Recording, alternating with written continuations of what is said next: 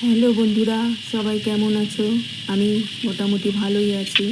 First time voice over দিচ্ছি, তাই একটু নার্ভাস। এই কেকটা আমার এক রেগুলার কাস্টমার তার ওয়াইফের বার্থডের জন্য আমাকে অর্ডার করেছিল। আমাকে বলেছিল আমার পছন্দ মতো ডিজাইন করে দিতে।